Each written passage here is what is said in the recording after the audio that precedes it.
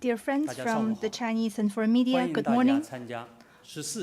Welcome to this press conference for the fourth session of the 14th National People's Congress. Our topic today is China's foreign policy and diplomatic relations. We're delighted to have with us Mr. Wang Yi, member of the Political Bureau of the CPC Central Committee and Minister of Foreign Affairs, who will be taking your questions. Thank you.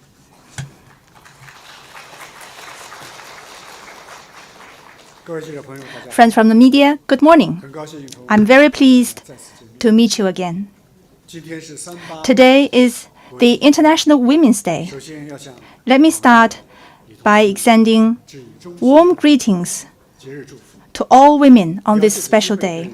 I also want to take this opportunity to express sincere appreciation to friends from the media and people from various sectors of society for your interest in and support for China's diplomacy.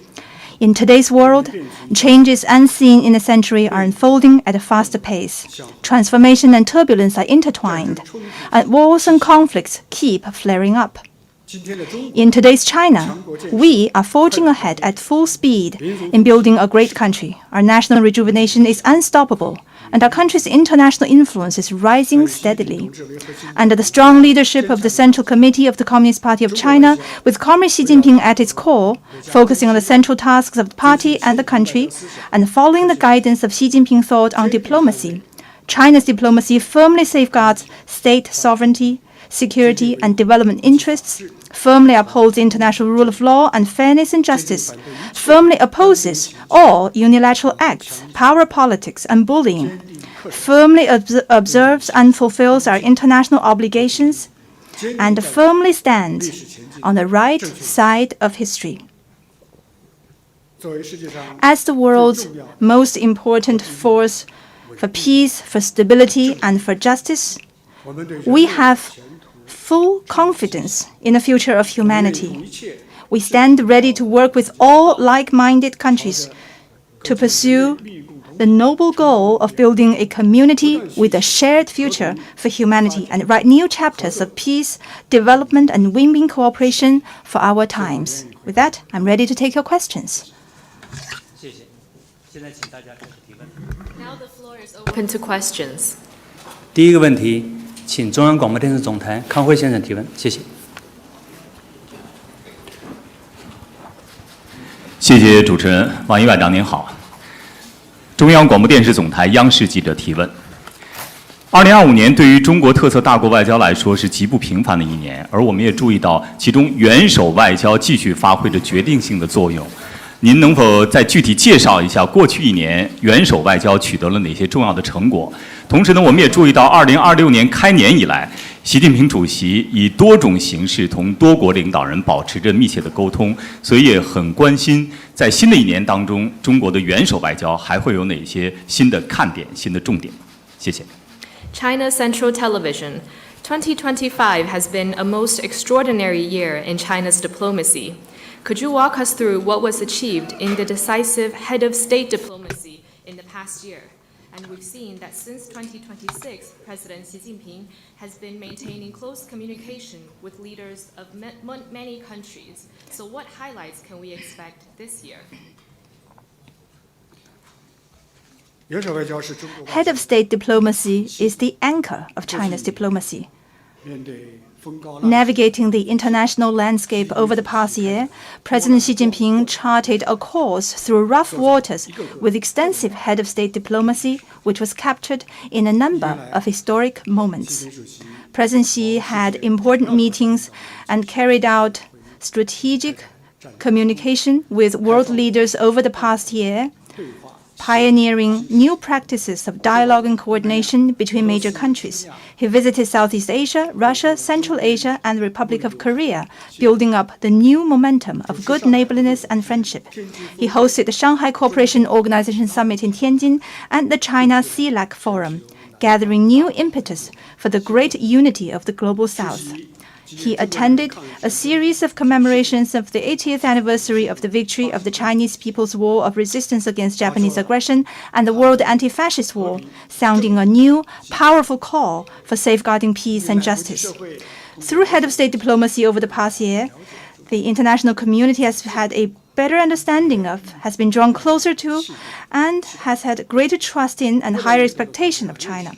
More and more countries have come to see that under the guidance and the stewardship of President Xi, China's diplomacy provides the most needed stability and certainty to a world in turmoil and serves as an irreplaceable mainstay amid global turbulence. In particular, the series of important initiatives and propositions put forward by President Xi demonstrate exceptional strategic foresight and broad global vision. They point out the right way forward for the changes in the world unseen in the century. In 2026, President Xi will receive guests from around the world, host major diplomatic events such as the APEC Economic Leaders Meeting and the second China-Arab States Summit, and make several important visits abroad. These diplomatic engagements are bound to further advance China's relations with the world in a positive direction, open up new space for building a community with a shared future for humanity, and enable the Chinese nation to make new, greater contributions to world peace and development. Thank you.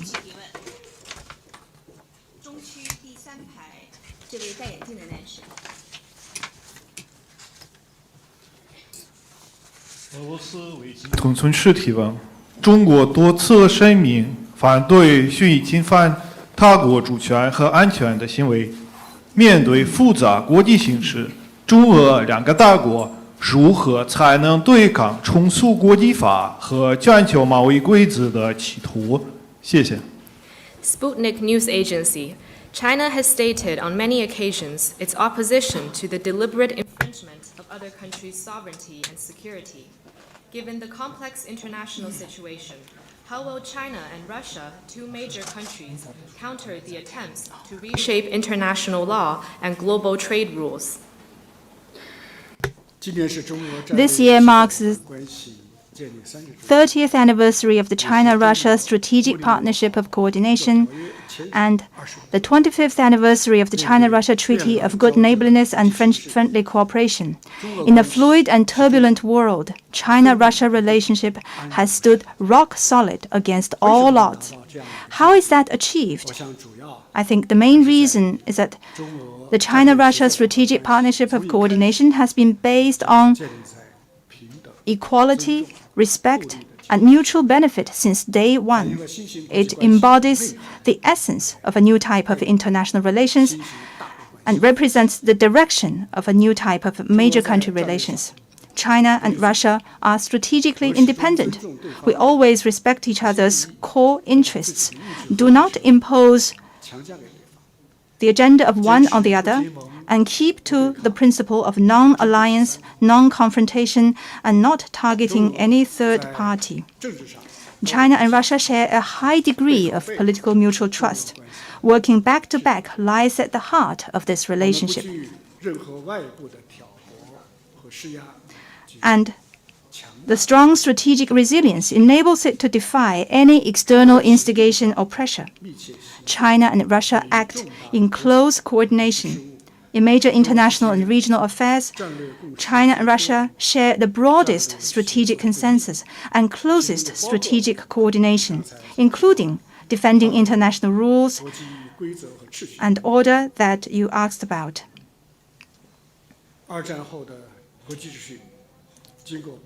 Through 80 years of wind and rain, the post-World War II international order has once again come to a critical juncture.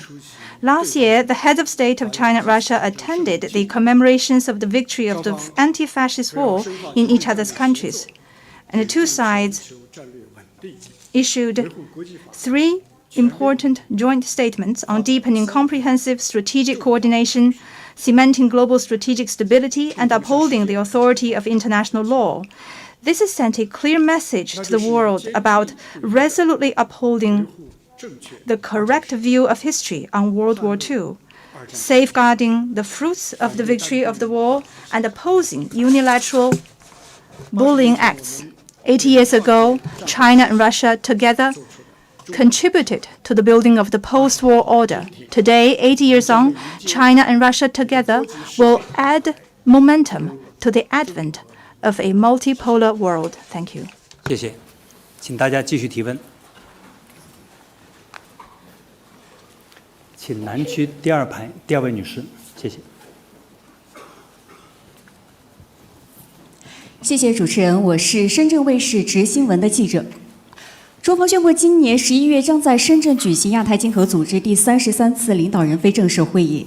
想请问王外长，您期待今年会议将达成哪些重要成果？您如何看待 APEC 对推动亚太合作的作用呢？谢谢。Shenzhen Satellite TV. China has announced that the APEC Economic Leaders Meeting will be held in Shenzhen in November this year. What important outcomes will the meeting deliver, and how do you see the role of APEC in promoting Asia-Pacific cooperation? This is a very timely question. This year is the APEC China year. We will host APEC for the third time.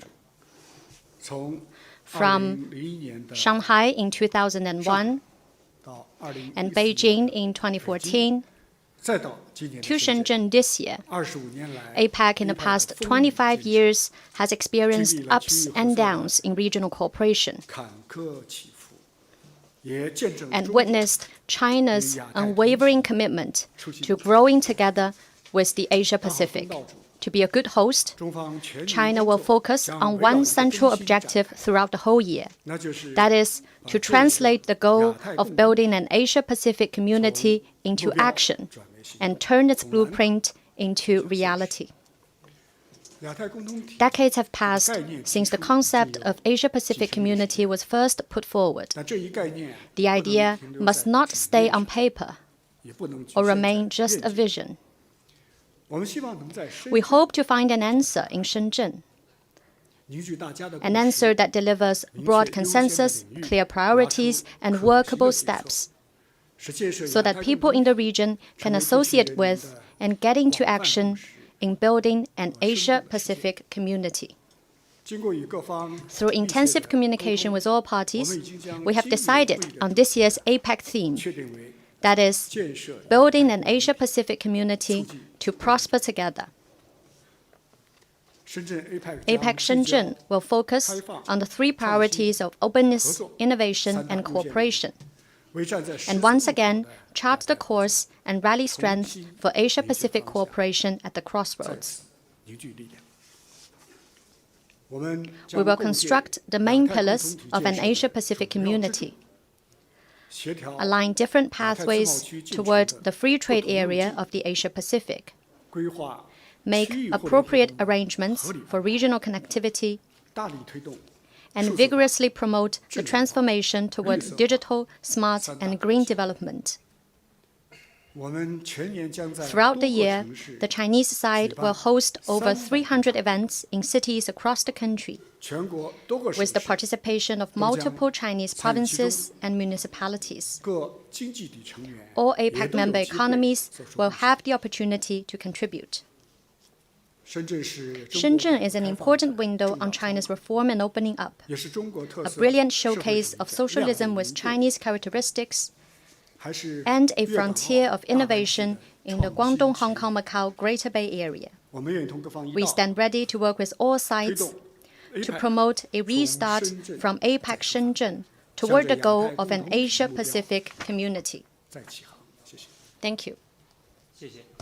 请大家继续提问。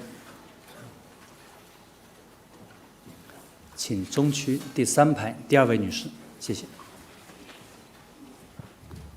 谢谢，我是凤凰卫视凤凰网凤凰秀的记者。我们注意到近期呢，美国和以色列再次对伊朗发起军事打击，那目前冲突已经蔓延到整个的中东地区。想请问中方如何看待当前的伊朗局势？对于解决伊朗问题有什么主张？谢谢。Phoenix TV. The U.S. and Israel have again launched military strikes on Iran, and the conflict is spreading to the entire Middle East region. What is China's view on the Iran situation, and what solution does China propose? This is an issue that everyone is concerned about. It is also the focal point in the current international situation. China's attitude is objective and impartial. We have stated our principled position on multiple occasions, which can be summarized into one key message, that is, to bring about ceasefire and end hostilities. Ancient Chinese wisdom warns that weapons are ominous tools and should not be used without discretion. Seeing the Middle East engulfed in flames, I want to say that this is a war that should not have happened. It is a war that does no one any good. The history of the Middle East tells the world time and again that force provides no solution, and armed conflict will only increase hatred and breed new crises. Once again, China calls for an immediate stop to military operations to avoid the spiraling escalation of the situation and prevent the conflict from spilling over and spreading. China is of the view that to find the right and proper solution to the issues relating to Iran and the Middle East, the following fundamental principles must be observed. First, respecting state sovereignty.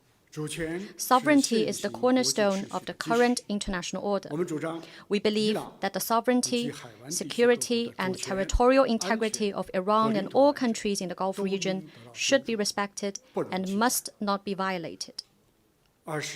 Second, rejecting the abuse of force. Might does not make right. The law of the jungle must not return and rule the world.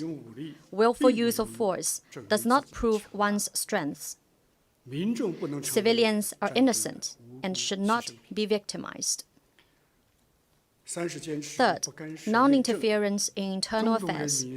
The people in the Middle East are the true master of the region.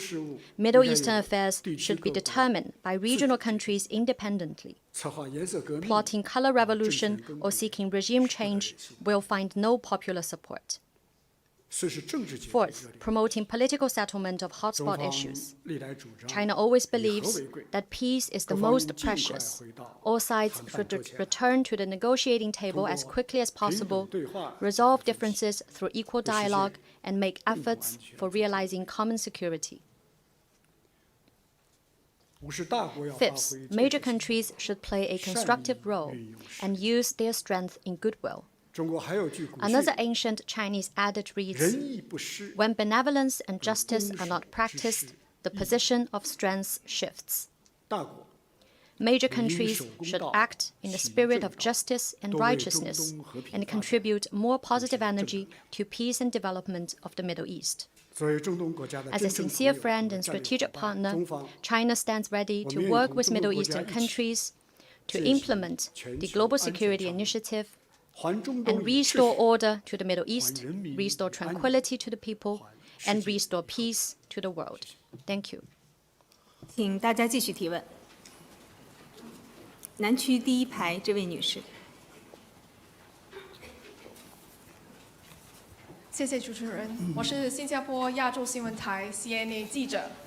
China proposed the Global Governance Initiative last year, alongside its participation in mechanisms such as the Shanghai Cooperation Organization and BRICS. Some observers interpret this as China signaling a desire to play a bigger role in global governance and see this as a direct response to Western-led policies and frameworks. How would you, Mr. Wang Yi, respond to that interpretation? And how does China address views that intensifying major power rivalries, including between China and the US, could further deepen global divisions? Thank you. 亚洲新闻台，去年中国提出了全球治理倡议。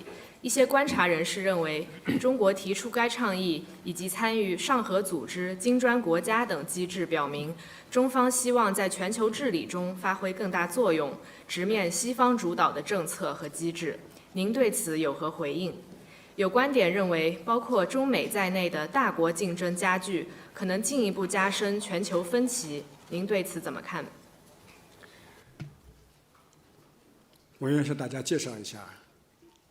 Well, I will share with you in details the GGI proposed by President Xi Jinping. In today's world, challenges of a global nature keep emerging. The governance deficit becomes more prominent, and multilateralism is under severe shock.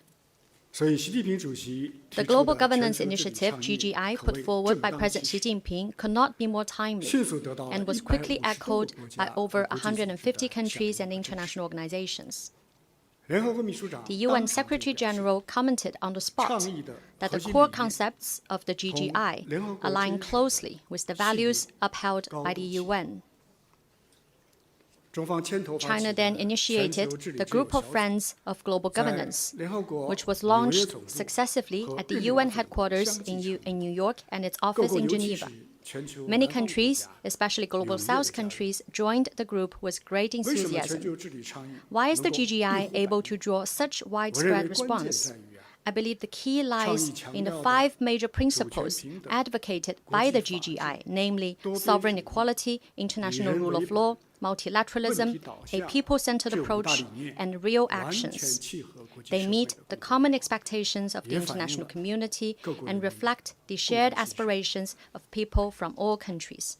The most explicit message of the GGI is that the leading status of the UN must be upheld, not challenged. The central role of the UN must be strengthened, not weakened. The UN is not perfect, but without the UN, the world would only be worse. Creating parallel structures outside the UN, or worse still, putting together various exclusive blocs and circles, is unpopular and unsustainable. The most unequivocal requirement of the GGI is that the UN must keep pace with the times, improve its governance system through reform, and adapt to the evolving international situation and the changing dynamics in the global balance of power in the 21st century. In particular, it should increase the voice and representation of countries of the Global South and better reflect the legitimate demands of developing countries. The goal is to build a more just and equitable global governance system. China is a founding member of the UN and a staunch defender of its cause. As the largest developing country, China is more conscious of the ardent expectations of Global South countries. Both the Shanghai Cooperation Organization and the BRICS, which China took part in building, take abiding by the UN Charter as their primary guideline. And both are exploring and accumulating useful experience for reforming and improving global governance. China calls on more countries to participate in and support the GGI and work together to revitalize the UN, defend the UN, and make the UN stronger. Thank you. 继续提问，请北区第3排第1位男士。 Thank you. With CNN. Mr. Foreign Minister, as you know, since Donald Trump's return to the White House, U.S.-China relations have been tumultuous, so his planned visit to Beijing later this month has been highly anticipated. Given this, how will the ongoing U.S.-Israeli strikes on Iran affect this trip? And also, ahead of this trip, he seems to be pursuing a détente with China. Notably, he did not mention China directly even once in his latest State of the Union address. So there are concerns in Washington that he might make concessions to China on issues such as Taiwan during the visit because of his focus on reaching trade and commercial deals. How would you respond to this view, and what does China want out of this visit, and what are your expectations of bilateral ties after the visit? 所以王外长您好，我是美国有线电视新闻网的记者。你也知道，特朗普总统重返白宫之后呢，美中两国关系是跌宕起伏，所以他本月底的访华是引起了全球的高度关注。那么现在美国和以色列联手对伊朗发起军事打击，这个会给他这次访华带来什么影响或变数吗？那么与此同时，在他访华前夕，他似乎寻求保持两国关系的一种缓和状态，包括在最新的国情咨文中是罕见的对中国是几乎只字未提。所以华盛顿就有人担心，他在访华期间会不会因为致力于要与中方达成经贸商业方面的协议，在其他问题上，包括台湾问题上，对中方做出让步？所以您对此有何回应？那么中方对他的这次访华以及接下来两国关系的走向有什么判断和期望呢？谢谢。你把我们翻译的工作都替代了。You have done all interpreters' work. 而且提的问题很长。And that's a long question. 这个 So 很长时间思考。 that's a well thought out one. 越来越多。And 中美关系总是要回答的。I would like to say that we should 中美关系牵动各方，影响 have an answer on China-US relations because it is one of far-reaching and global implications. Turning our backs on each other would only lead to mutual misperception and miscalculation. Sliding into conflict or confrontation could drag the whole world down. China and the US are both big countries. Neither side can remodel the other, but we can choose how we want to engage. That is, to commit to a spirit of mutual respect, to hold the bottom line of peaceful coexistence, and to strive for the prospect of win-win cooperation. That's what serves the interests of Chinese and American peoples, and that's also the expectation of the international community. It is heartening to see that the presidents of the two countries have led by example. By maintaining good interactions at the top level, they have provided important strategic safeguard for the China-US relationship to improve and move forward. And they have brought the relationship back on an even keel after the ups and downs. This year is indeed a big year for China-US relations. The agenda of high-level exchanges is already on the table. What the two sides need to do now is to make thorough preparations accordingly, create a suitable environment, manage the risks that do exist, and remove unnecessary disruptions. China is always committed and open. It is critical that the US work in the same direction. I believe that when the two sides treat each other with sincerity and good faith, we will be able to lengthen the list of cooperation and shorten the list of problems. We will be able to, under the strategic guidance of the two presidents, produce results satisfactory to both peoples, achieve consensus welcomed by the whole world, and make 2026 a landmark year of sound, steady, and sustainable development of China-US relations. Thank you. 请继续提问。请南区第二排这位巴基斯坦的记者提。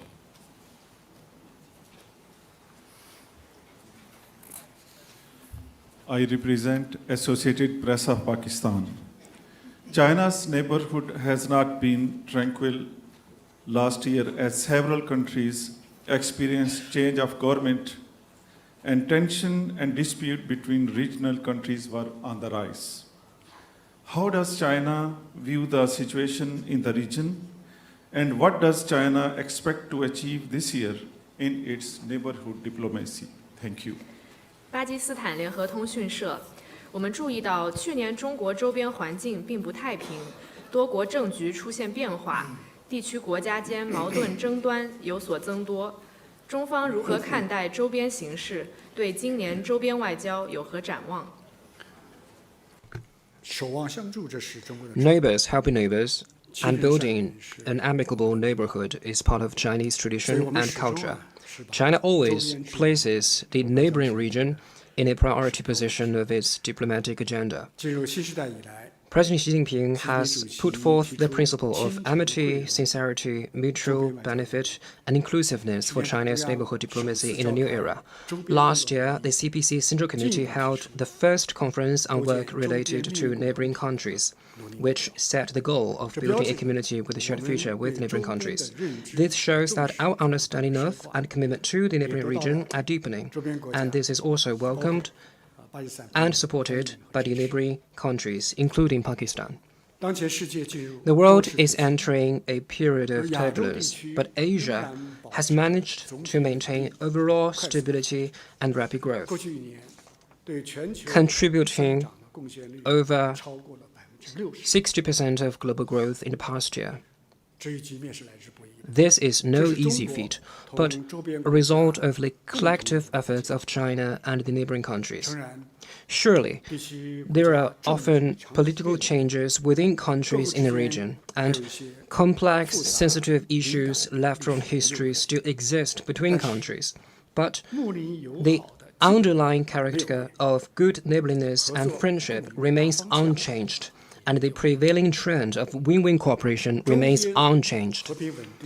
A key factor underpinning peace and stability in the region is China's steadfast commitment to the policy on fostering an amicable, secure, and prosperous neighborhood, to the principle of amity, sincerity, mutual benefit, and inclusiveness, to the vision of shared future for humanity, and to open regionalism and true multilateralism. Imagine this: should China act like some traditional powers bent on carving out spheres of influence, provoking camp-based rivalry, and even adopting a bigger-than-neighbor approach, would Asia still be as stable as it is today?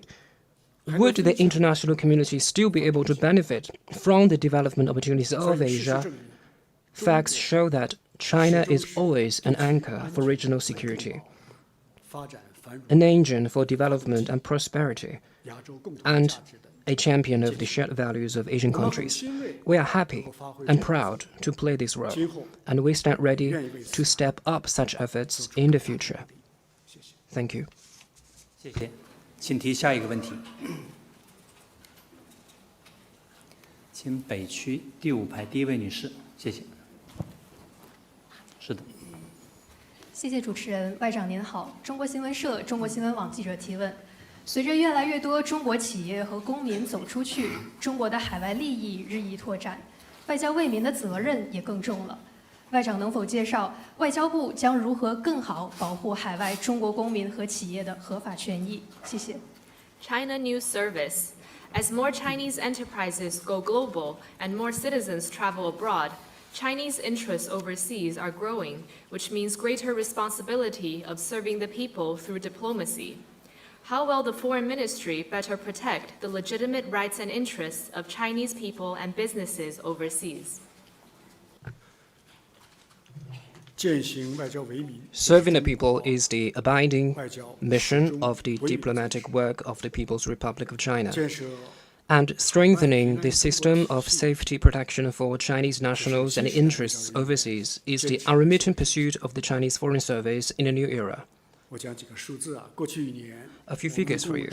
In the past year, we dealt with more than 100 major emergencies involving Chinese nationals and institutions overseas. We processed over 79,000 cases in which consular protection and assistance are needed. We handled over 600,000 phone calls via the 12308 consular hotline. We issued over 3,000 overseas security alerts. We secured the release of more than 50 Chinese compatriots kidnapped in Africa.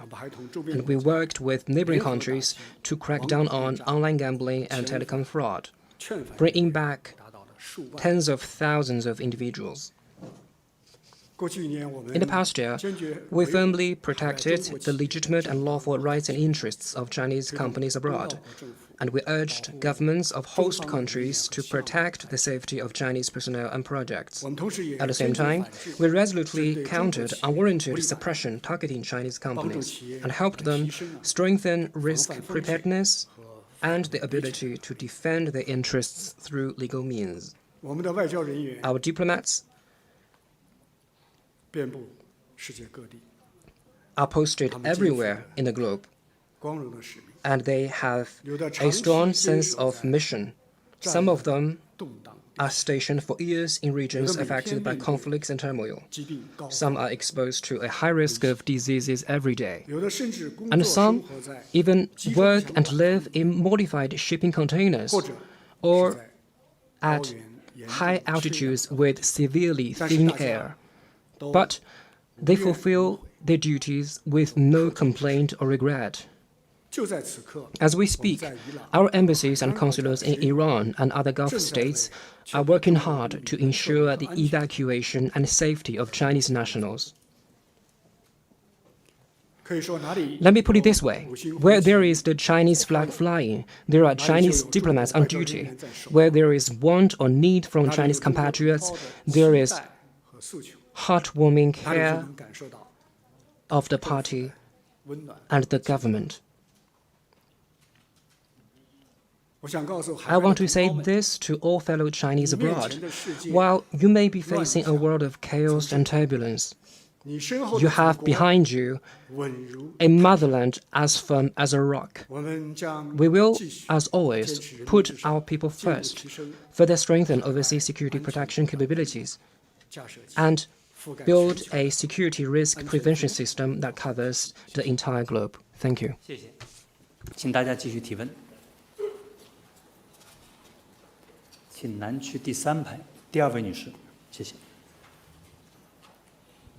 谢谢，外长您好，中国日报记者提问。我的问题关于全球南方，在国际秩序遭遇危机之际，全球南方国家面临严峻挑战。您如何看待全球南方国家在全球治理改革体系中的引领作用？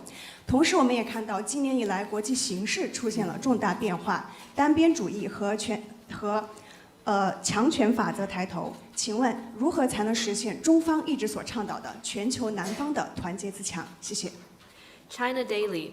With crisis in the international order, the Global South faces severe challenges. How do you see the leading role of Global South countries in the reform of the global governance system? And in a year marked by major transformation in the international landscape, the rise of unilateralism and the law of the strongest, how can the Global South realize the strength through unity that China has been promoting? The collective rise of the Global South is the distinct hallmark of the great transformation unfolding in the world. Over the past 40 years, its share of global economy has grown from 24% to over 40%. It has become a key driver of multipolarity in the world. Right now, hegemonism and power politics are asserting themselves and dealing a heavy blow to the international order. The Global South countries should increase communication and coordination, jointly defend our legitimate rights and interests, and work together to expand the space for independent development. The Global South is an emerging positive force for good on the international stage. In a changing and more turbulent world, we should forge greater confidence and unity, pull together, and jointly champion peace, development, cooperation, and win-win outcomes. We should make good use of important platforms such as the BRICS, the Shanghai Cooperation Organization, and the Group of 77 and China to speak up for peace and empower development. Multilateralism is vital for Global South countries. We should encourage the international community to practice true multilateralism and uphold the UN-centered international system and the international order based on international law. We must always ensure that world affairs are discussed and handled by all nations and international rules formulated by all countries. The Global South needs an open and cooperative international environment for development. We should advocate a universally beneficial and inclusive economic globalization, foster an open world economy, firmly uphold the multilateral trading system, and promote openness to share opportunities and achieve win-win outcomes. China's heart is with the Global South. China's root is in the Global South. We are ready to join hands with other Global South countries to journey on toward modernization and advance the building of a community with a shared future for humanity. 提问。中区第2排这位穿黄色衣服的女士。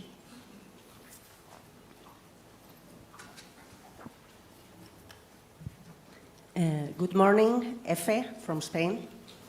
Mr. Minister, the return of Trump has forced Europe to reassess its reluctance towards China, and during the last few months, several European leaders have visited Beijing. So, what mistakes and what positive steps does China believe Europe is making in this rapprochement? And does China see this as a sign of greater strategic autonomy from Europe? Thank you. 埃菲社，特朗普回归迫使欧洲重新审视此前对华消极的立场。近几个月，多位欧洲领导人访华。中方认为，欧方在改善对华关系的过程中采取了哪些积极举措？有哪些举动是错误的？中方是否将欧方接连访华视为欧洲增强战略自主的表现？其实我们看到去年以来。 Indeed, since last year, relations between China and European countries have been regaining strength. Two-way trade topped $1 trillion. Over 2 million European tourists traveled here under visa-free policies.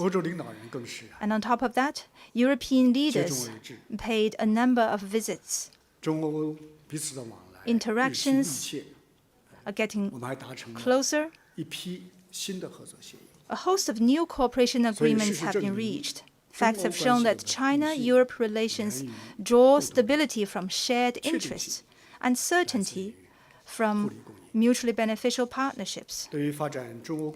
China has a clear stance on developing relations with Europe. We consistently believe that Europe should naturally be a pole in the multipolar world, that Europe is an important force underpinning the stability of the international order, and that Europe is a key partner for China in our modernization.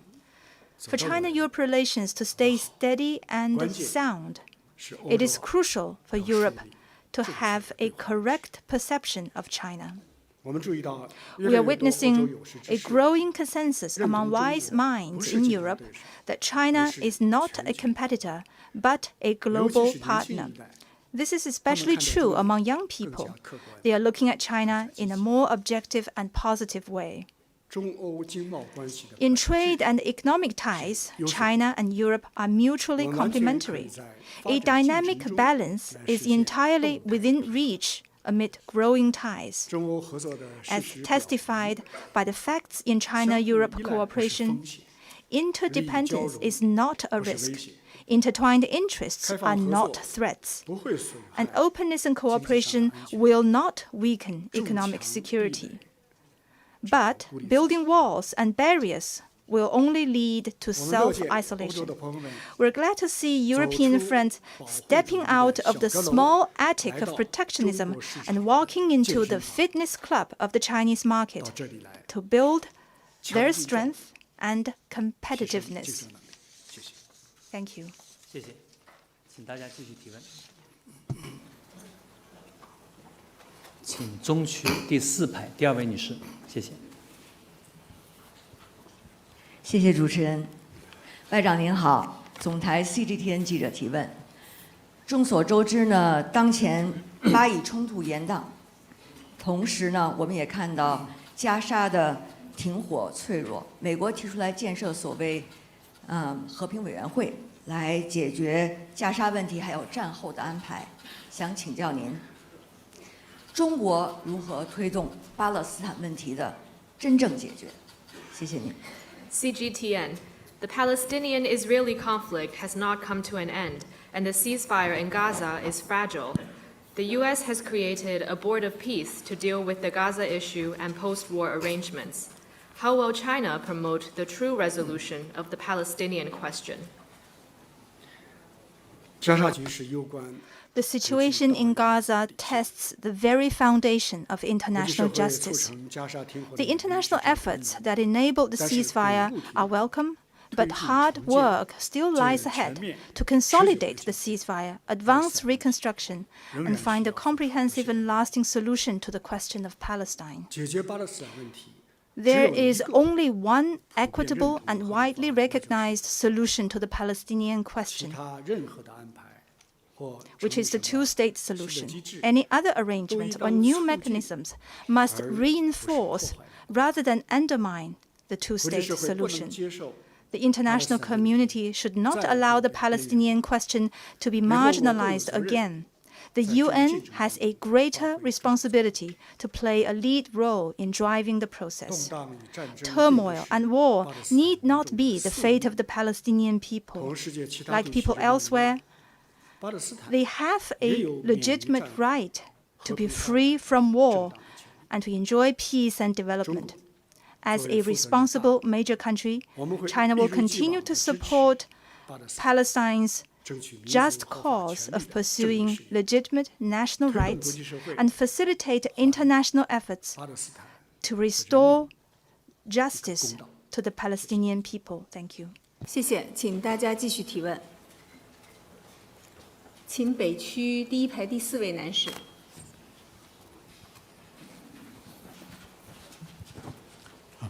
Thank you, NBC. Respected Minister Wang Yi, you have spoken of China-US ties as most consequential relationship over time, with strategic choices that will shape world history. So, given all the happenings, would China accept the J2 format cited by some, including President Trump himself, as a framework for China and the US to shoulder joint responsibility in addressing global challenges? If not, what alternative framework would you propose that will prevent confrontation with the United States and assure the world that China's rise is not aimed at overturning the existing international system? Thank you. 美国全国广播公司您曾表示，中美关系是当今世界最重要的双边关系之一，中美两国的战略选择影响世界历史的演进方向。中方是否接受包括特朗普总统本人在内的人提出中美共治的框架，共担责任，应对全球性挑战？如果不接受，中方将提出何种替代方案来避免中美对抗，并且让世界确信崛起后的中国无意推翻当前国际体系。There is no doubt that China and the US have a significant impact on the world, but we should not forget there are more than 190 countries on our planet. World history has always been written by many countries together, and the future of humanity will be forged through the collective efforts of all nations. Diversity is the inherent nature of human society. And multipolarity is what the international landscape should look like. Looking back in history, great power rivalry and bloc confrontation have invariably inflicted disaster and pain on humanity. Therefore, China will never take the beaten path of seeking hegemony as its strength grows, nor do we subscribe to the logic that the world can be run by major countries. China has inscribed in its constitution that it follows an independent foreign policy and is committed to pursuing a path of peaceful development. Chinese leaders have often declared to the world that no matter how the international situation evolves and how strong China becomes, it will never seek hegemony or expansion. As for how the international landscape should evolve, China's proposal is to build an equal and orderly multipolar world. Equal means every nation, regardless of size or strength, is an equal member of the international community and can find its place and play its role in a multipolar world. Orderly means all countries should uphold the widely recognized international rules, namely the purposes and principles of the UN Charter and the basic norms of international relations. Building an equal and orderly multipolar world should be the common responsibility of all countries. with more resources and capabilities. Major countries should be more generous, shoulder more responsibilities, and set an example of observing rules, honoring commitments, and upholding international law. China will continue to play a constructive role in reforming global governance and work with all countries toward a multipolar world. Thank you. 请大家继续提问。中区第一排这位男士。大家好，我叫毛卢 with 真实巴西。Good morning, Mr. Minister. I'm Mauro from Brasil de Fato. So the national security strategy of the U.S. launched last year makes evident that the U.S. priority is to interfere in China-Latin America relations by pressuring Latin American countries, trying to cut economic and other ties between the two parts. Some analysis also indicate that the U.S. is also covertly sabotaging port operations and oil trade of China in Latin America. How will China respond to this challenge that threatens the possibility of bringing to a new level the China and Latin America and the Caribbean relations as exposed in China's policy paper on Latin America and the Caribbean released last year? Thank you very much. 谢谢。真实巴西媒体集团，美国去年发布的国家安全战略报告清楚表明，美国的优先事项是通过施压拉美国家切断中拉经济和其他联系，来干预中拉关系。还有一些分析指出，美国正在暗中破坏中国在拉美的港口运营和石油贸易。中方去年发布中国对拉丁美洲和加勒比政策文件，提出推动中拉关系再上新台阶，而美方上述政策和做法显然对此构成挑战，中方将如何应对？ 非常欢迎来自拉美的记者 Well, 们。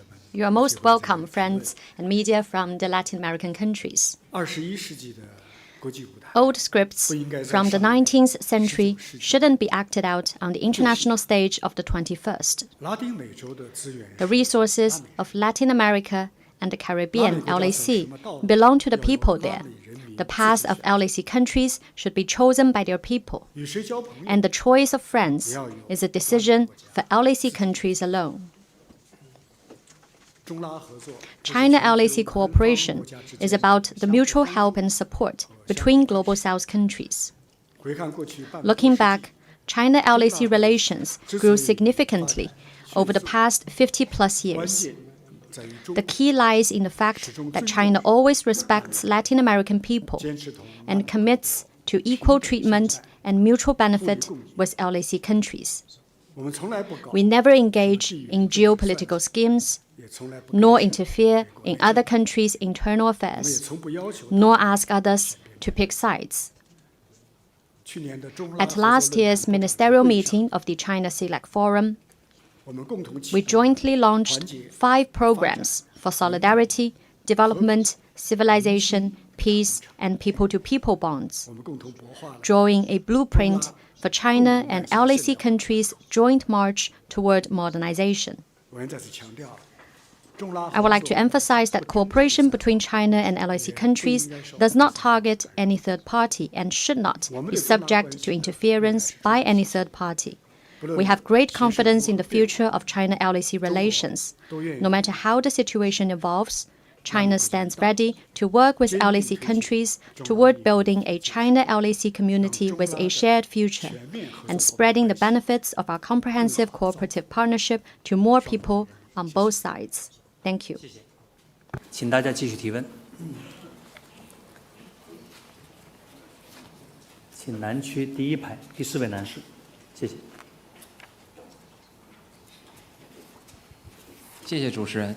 外长您好，新华社记者提问：“15规划建议提出要坚持高质量发展，推动经济持续健康发展和社会全面进步。请问外交部在紧密围绕15规划服务以高质量发展推进中国现代化建设方面有哪些创新举措？”谢谢。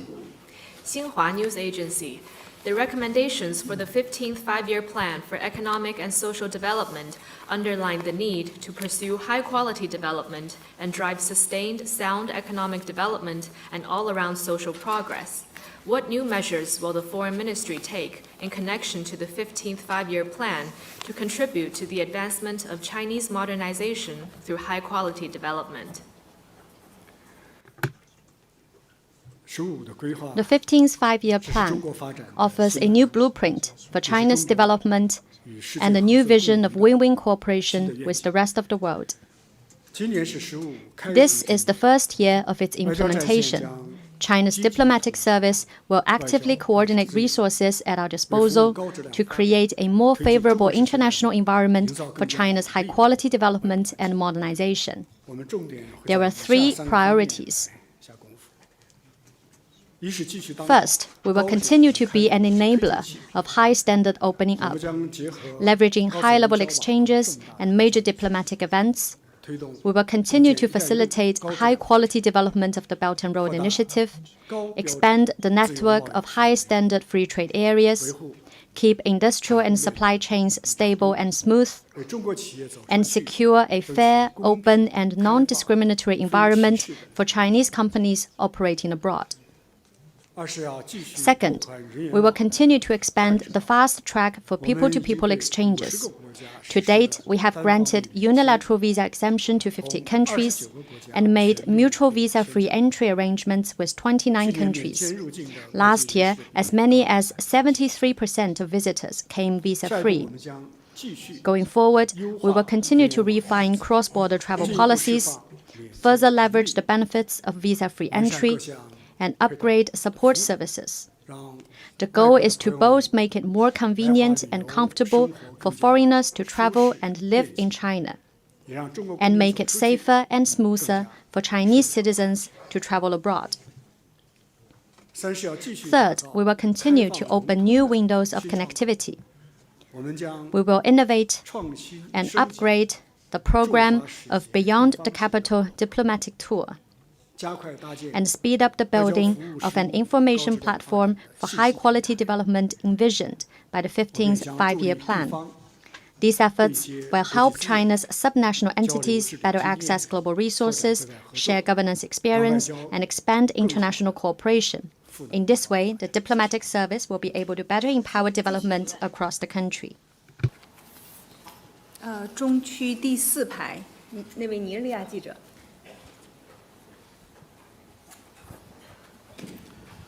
Mr. Minister, my name is Fortune Abang from the News Agency of Nigeria. This year marks the 70th anniversary of diplomatic relations between China and Africa. This year is also designated as the China-Africa Year of People-to-People Exchange. In this year of special significance, how do you expect China-Africa relations to further grow and deliver for the people of these two parties? Thank you. 尼日利亚通讯社，今年是中非开启外交关系70周年，也是中非人文交流年。在这个特殊年份，中非关系会有哪些新发展、新亮点？欢迎非洲的朋友们提问。My warmest welcome to you, journalists from Africa. For 70 years, China-Africa friendship had stood the test of changing international circumstances and shown strong vitality. For 36 years, China's Foreign Minister has kicked off the year with a visit to Africa. This is a diplomatic tradition that has been honored rain or shine.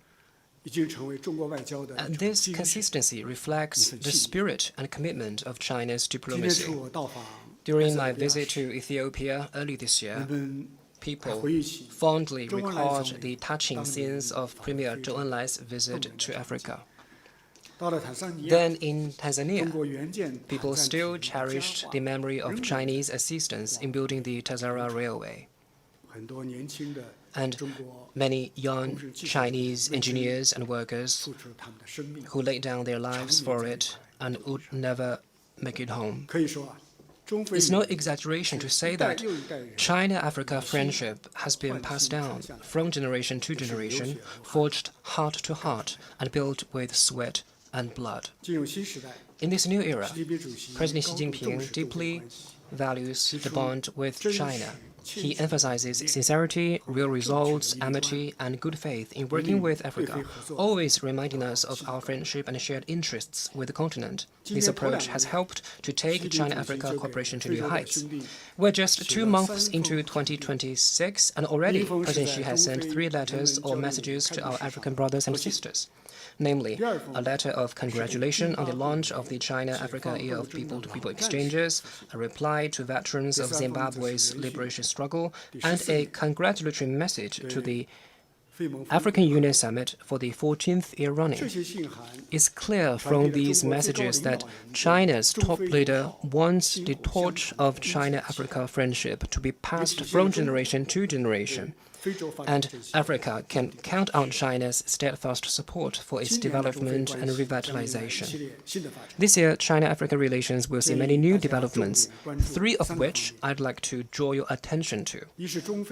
First, fresh steps in building the China-Africa community with a shared future. We will host multiple African leaders to strengthen mutual support as all-weather partners, and we will write a new chapter of our shared journey together. Second, full implementation of zero-tariff access to 100% of African imports as from May the 1st. As part of China's commitment to high-standard opening up, we are removing tariffs completely to boost trade, to multiply benefits for the people, and to help Africa access the enormous opportunities of the Chinese market. Third, the nearly 600 exciting events to take place under the China-Africa Year of People-to-People Exchanges. We are always ready to work with our African brothers and sisters to draw inspiration from our civilizational heritages, forge a stronger bond between our people, and carry forward our friendship for many, many generations to come.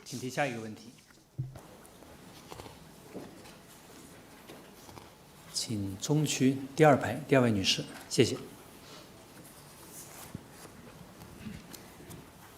谢谢主持人。王外长您好，人民日报记者提问，请问王外长，面对逆全球化抬头，中国将如何抵制保护主义，同世界更好分享发展机遇，引领全球经济持续稳定增长？谢谢。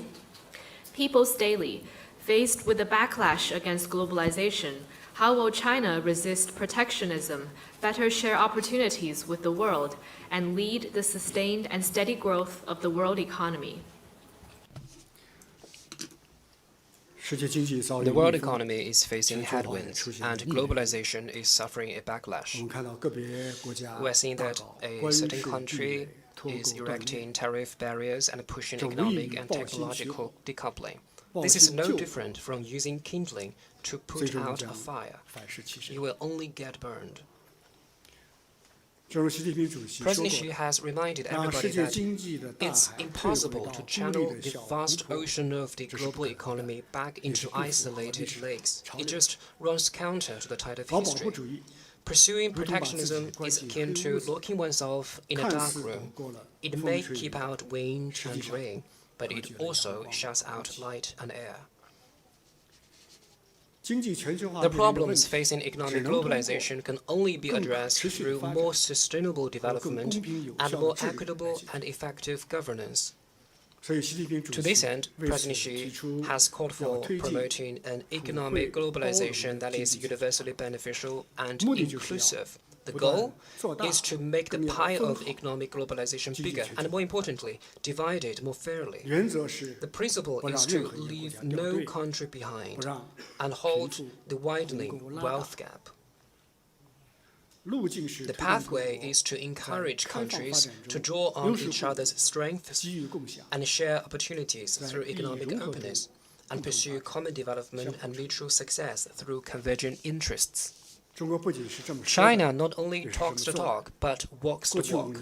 Over the past 5 years, its economy has grown at an average annual rate of 5.4%, accounting for around 30% of global growth. greater than the contribution of the G7 combined. Looking ahead, China is the world's largest potential consumer market and the biggest emerging economy, underpinned by better conditions supporting a positive long-term outlook and a stronger trend of sustainable growth. China will remain the most stable engine of the global economy. A country's greatness lies in serving the greater good. China will expand high standard opening up, not only as the world's factory, but also the world's market. China is strongly committed to supporting trade and investment liberalization and facilitation, keeping global industry and supply chains stable and smooth, upholding the WTO-centered multilateral trading system, and defending a fair and open economic and trade order. The world can count on China to deliver new contributions to strong and sustainable global growth. Thank you. 继续提问。北区第二排第3位记者。谢谢。共同社的记者提问：去年11月，中方曾就日本首相高市早苗的涉台言论提出强烈抗议。当前中日关系面临挑战，各方面交流合作也受到影响。今年2月，高市首相赢得大选后，日本政府表示始终敞开对话窗口。请问中方对今年中日关系的发展有何期待？谢谢。Kyoto News. Last November, China protested strongly against Japanese Prime Minister Sanae Takaichi's remarks concerning Taiwan. China-Japan relations currently face challenges affecting exchanges and cooperation in various fields. After Prime Minister Takaichi won the general election last month, the Japanese government said it remains open to dialogue. What expectations does China have for its relations with Japan this year?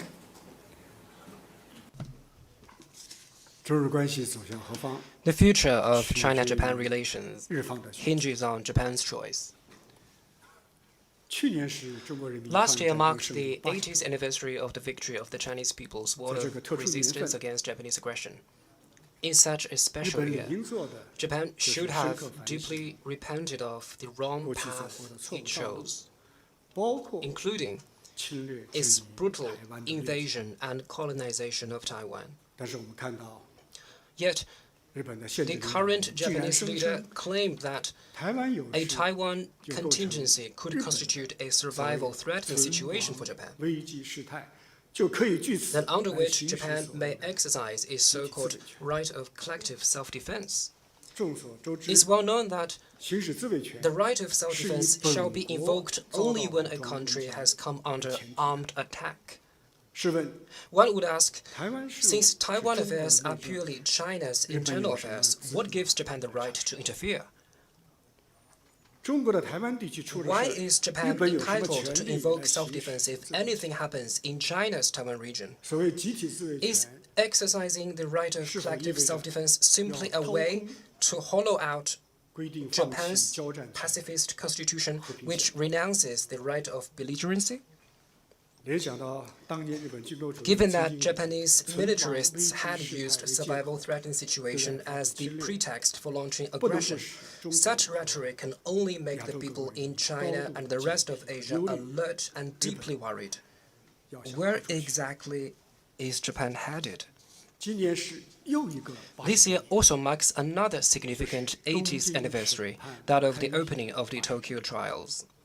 80 years ago, judges from 11 countries commenced proceedings that would span 2.5 years. They reviewed a mountain of irrefutable evidence and laid bare the innumerable crimes of Japanese militarists. The Tokyo trials, a litmus test of humanity's conscience, delivered historical justice. 80 years on today, Japan is given another opportunity for serious soul-searching. As Chinese adages remind us, history is a mirror that reflects the rise and fall of human affairs, and the past, if not forgotten, can serve as a guide for the future. We hope the Japanese people will keep their eyes wide open and never allow anyone foolish enough to tread the same disastrous path today.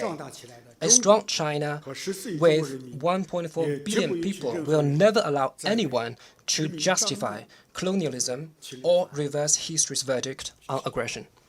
Thank you. 大家继续提问，请南区第3排这位女士。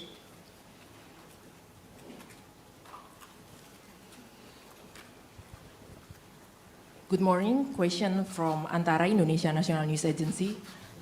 So, with the resuming of Philippines as the chairmanship in ASEAN 2026, how does China view the prospects for a more concrete consolidation or negotiation regarding code of conduct in South China Sea with the ASEAN member countries? Thank you very much.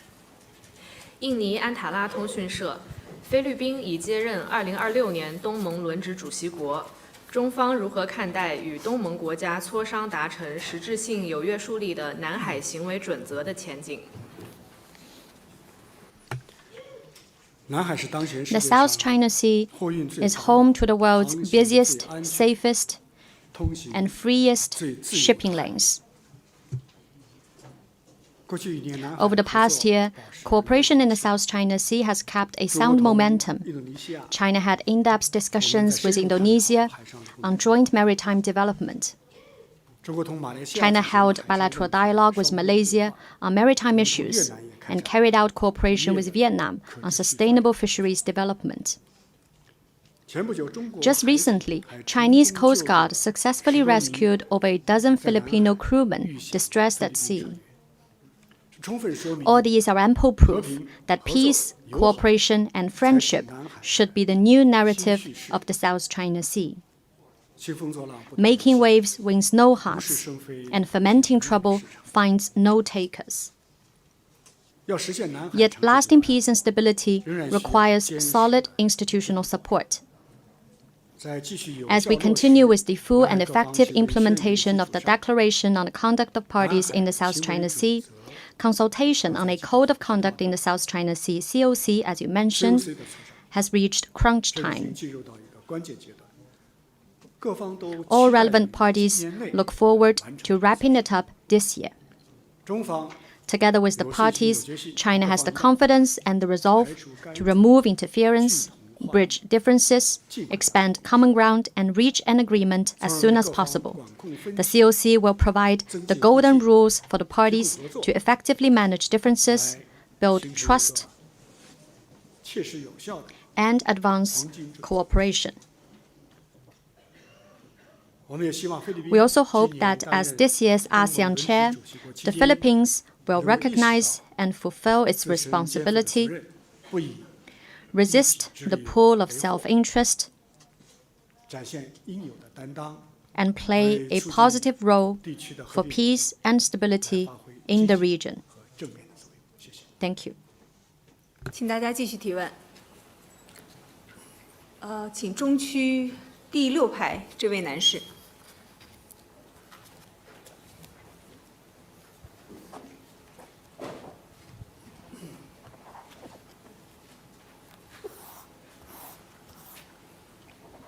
Ni hao, Mr. Minister. India-China relations are now looking up and on the course of normalization. India is also set to host BRICS Summit this year.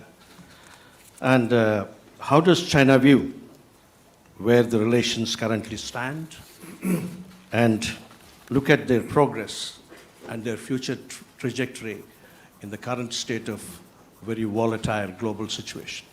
Thank you. 印中关系如今步入正常化轨道。今年，印度担任金砖主席国，中方如何看待两国关系的现状、改善进展和未来走向？ In August last year, President Xi Jinping and Prime Minister Narendra Modi had a successful meeting in Tianjin.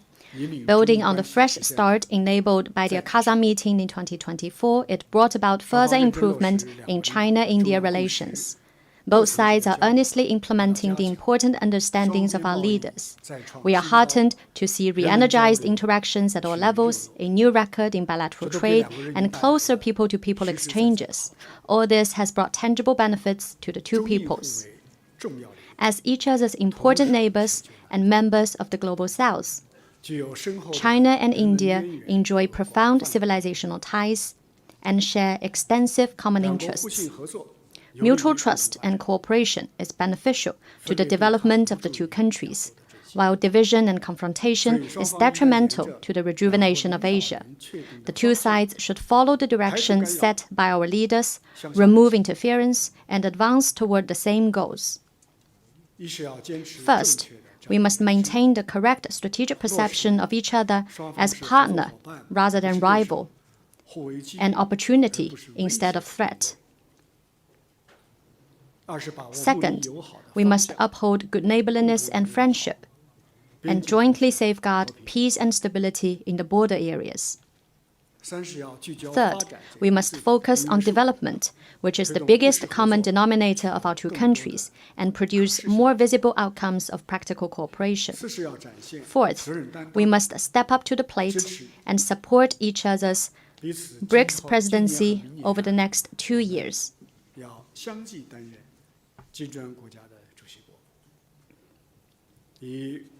So that together we can make BRICS cooperation more substantive and bring new hope to the Global South.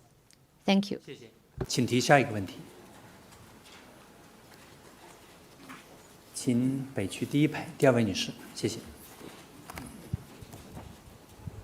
谢谢主持人。中评社记者提问：外长您好，我们注意到近段时间以来，赖清德当局反复地声称台湾是主权独立的国家，台湾问题不是中国内政。同时，我们也看到台湾问题和台海局势，不断的升温，解放军的这个台海军演也越来越靠近台湾。所以想请问外长，您如何评估在台海发生这个就是擦枪走火的这样的一个风险，以及中方是否设定了这个两岸统一的时间表和路线图？谢谢。China Review News Agency. The Laiqingde authorities have been claiming that Taiwan is a sovereign independent country and that the Taiwan question is not China's internal affairs. The Taiwan question and the cross-strait situation have become more heated, and the PLA's drills are getting closer to the island. What do you make of the risk of conflict breaking out in the region, and does China have a timetable and roadmap for reunification? Taiwan has been an integral part of China since ancient times. It never was, is not, and never will be a country. Its return to China is a victorious outcome of the Chinese people's war of resistance against Japanese aggression and the Second World War. Its status has been definitively fixed by a series of international legal instruments, including the Cairo Declaration, the Potsdam Proclamation, Japan's Instrument of Surrender, and the Resolution 2758 of the UN General Assembly. Any attempt to create two Chinas or one China, one Taiwan is doomed to fail. The DPP authorities' obstinate pursuit of their separatist agenda is the root cause, undermining peace and stability across the Taiwan Strait. It has been proven time and again that the more the international community stands against Taiwan independence and upholds the One China principle, the more assured peace and stability will be across the Taiwan Strait. The Taiwan question is China's internal affair. It is at the core of China's core interests, a red line that must not be crossed or trampled on. Taiwan was recovered by China over 80 years ago, and we will never allow any individual or force to separate it from China again. The One China principle has overwhelming support in the international community. More and more countries are standing with China, not only reaffirming their commitment to the One China principle and recognizing Taiwan as part of China, but also taking a clear stand against all activities for Taiwan independence and supporting the cause of China's reunification. This is irrefutable proof that opposing Taiwan independence and promoting China's reunification is the trend of the times and meets the expectation of the international community. Resolving the Taiwan question and realizing the complete reunification of our motherland is a historic process that cannot be stopped. Those who support it are on the right side of history, and those who defy it shall perish. In the interest of time, we will have one last question. 请中区第一排第3位女士，谢谢。谢谢主持人，王外长您好，环球时报记者提问：当前形势下，全球矛盾冲突日益尖锐，竞争对抗愈演愈烈，中国外交为什么要以构建人类命运共同体为目标呢？谢谢。Global times. The world is embroiled in more conflict and intensifying competition and confrontation. Why has China decided to pursue the foreign policy goal of building a community with a shared future for humanity?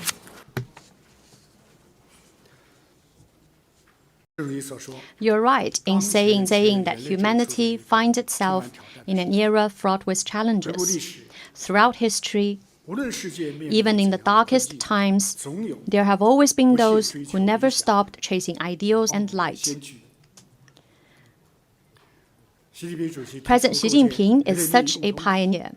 With the foresight and the compassion of a leader at the helm of a major country, President Xi answered the big question of where humanity is headed by proposing to build a community with a shared future for humanity. His message is clear. Our enemies are not each other. They are war, poverty, hunger, and injustice. We cannot defeat them by fighting alone or looking after only ourselves. Instead, we must rally the world and build a common future. Alone, one is helpless. United, can have great strength. The truth and value of this vision are sinking in with people around the world. It is like a beacon lighting the way forward for humanity. This vision encapsulates how China sees its role in the world and in history as a major country. The Chinese have always had a noble tradition of acting for the common good and pursuing harmony for all. Our great rejuvenation as a nation and our rise as a country of 1.4 billion people will not follow the beaten track where big powers vied for supremacy and territory. On the contrary, we will take a path of peaceful development, and we encourage other countries to take the same path. Together, we can build an open, inclusive, clean, and beautiful world that enjoys lasting peace, universal security, and shared prosperity. We are encouraged by the growing support for this vision. More than 100 countries and international organizations have embraced it, and nearly 80% of people around the world are in favor. Over 40 countries and regional organizations have joined us in realizing this vision. This attests to the saying that right makes might. A righteous cause is sure to garner mighty support of world's countries and pull the strength of the people. The future of humanity is bright, but it will not dawn on its own. Building a community with a shared future for humanity is both a beautiful vision and a historic process. It requires the united efforts of many generations. China will press ahead with conviction and concrete steps and work with any and all to make it a reality. Thank you. 中外记者朋友们，今天的记者会到此结束。谢谢王毅外长，谢谢大家，再见。The press conference now concludes. Thank you. 谢谢。